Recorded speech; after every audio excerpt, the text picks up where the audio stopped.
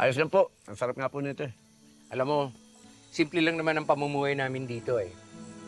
Pero ganun pa man, marami pa rin mga pangangailangan hindi natutugunan.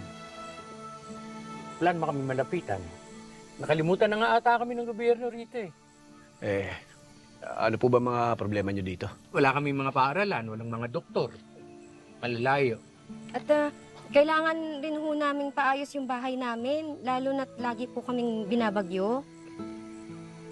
Huwag mo kayo mag-alala.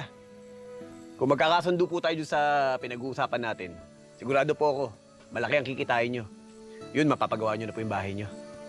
Pasensya na kayo kung may pagdududa nung una.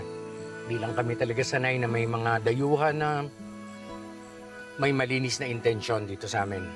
Pero kayo, hulog kayo ng langit.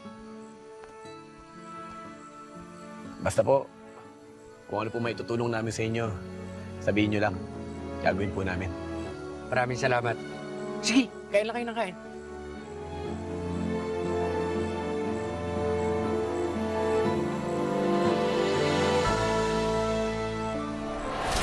Ano nangyari dito? Natambakan kami ng mga Montenegro. Asan si Dan?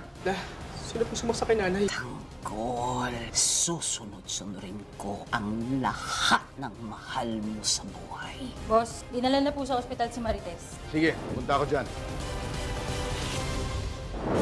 Kung buo na ang desisyon nyo, pwede nyo akong puntahan sa Maynila. Sige po, tutuloy Ingat po. Maraming salamat. Ikaw. Parang napakabait na bata niyo si Tanggolan. Siya pa nga ho ang nagsabi kay Ma'am Divina na lakihan ng ibabayad sa atin. Hindi ko gusto yung ginawa natin. Hindi natin sinabi na peking ginto ang ibibenta nila. Kakausapin ko si Divina. Tagul, saan ka galing? Pinuntahan namin yung mga tao magtatrabaho sa atin. Pumayag sila magtrabaho sa atin.